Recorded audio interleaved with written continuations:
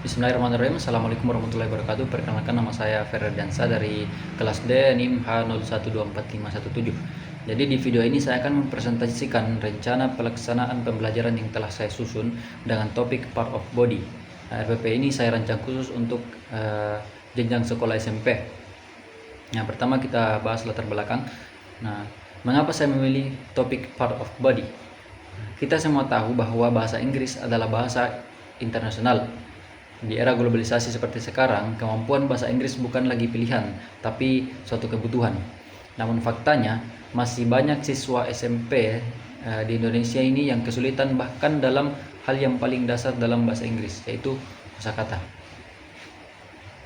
Nah, salah satunya yaitu kosakata anggota tubuh. Padahal kosakata ini muncul dalam percakapan sehari-hari, dalam teks sains, dalam cerita, bahkan komunikasi formal. Nah, kalau siswa tidak menguasainya, mereka akan terus kesulitan berkomunikasi efektif dalam bahasa Inggris. Nah, dari sinilah RPP ini saya rancang sebagai solusinya, solusi yang nyata atas masalah tersebut. Lalu ada landasan teori. Nah, program ini tidak saya rancang asal-asalan. Nah, ada dua teori besar yang menjadi landasannya. Teori pertama itu adalah Communicative Language Teaching atau CLT dari Littlewood 1981. Nah, di sini CLT mengatakan bahwa bahasa paling efektif dipelajari ketika digunakan dalam komunikasi yang nyata dan bermakna, bukan sekedar menghafal tapi langsung dipraktikkan dalam dialog dan role play. Lalu teori kedua adalah zone of proximal development dari Vygotsky 1978. Nah, Vygotsky menjelaskan bahwa siswa berkembang lebih cepat ketika ada scaffolding atau bantuan terstruktur dari guru yang secara bertahap dikurangi sampai siswa bisa mandiri. Kedua teori ini menjadi tulang punggung dari semua keputusan desain RPP saya. Lalu ada profil perkembangan peserta didik. Nah, sebelum merancang aktivitas atau pembelajaran, kita perlu memahami dulu siapa yang akan diajar. Dari sisi kognitif, siswa usia 12 hingga 18 tahun sudah mampu berpikir abstrak dan logis. Nah, dari sisi bahasa, perkembangan kosakata mereka sedang pesat dan mereka mulai bisa berkomunikasi dalam bahasa Inggris. Dari sisi sosial emosional, siswa remaja sangat peduli pada pendapat teman sebaya dan senang berkolaborasi dalam kelompok.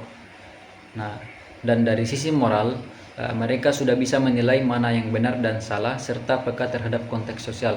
Semua karakteristik ini menjadi dasar dari setiap keputusan yang saya ambil. Lalu ada rancangan pembelajaran.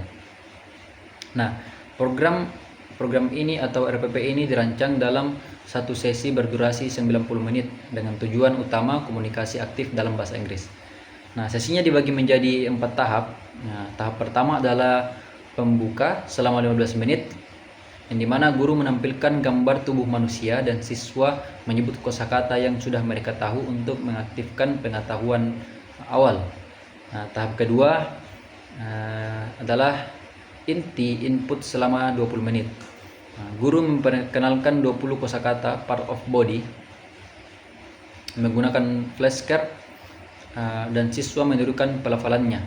Lalu tahap ketiga adalah inti practice selama 30 menit, di mana siswa berpasangan melakukan role play, lalu kemudian diberikan waktu diskusi kelompok untuk mendeskripsikan ciri fisik seseorang. Nah, tahap keempat adalah penutup selama 20 menit. Nah, kita bisa tutup dengan memberikan kuis, melabel gambar tubuh, refleksi bersama dan feedback dari guru. Lalu selanjutnya yaitu justifikasi teoritis. Nah, setiap aktivitas tadi punya justifikasi teoritis yang jelas. Drilling dan repetisi sesuai dengan CLT karena pengulangan bermakna membantu siswa benar-benar menginternalisasi kosakata. Nah, roleplay dan diskusi kelompok sesuai ZPD Vygotsky karena siswa yang lebih mahir secara alami membantu yang lain. scaffolding terjadi secara organik. Flashcard dan gambar sesuai teori kognitif visual (PIVO) karena gambar memperkuat penyimpanan kosakata di memori jangka panjang, dan kuis labeling adalah bentuk authentic assessment yang lebih sesuai untuk remaja karena mengukur kemampuan nyata bukan sekedar hafalan. Lalu selanjutnya ada media dan sumber belajar.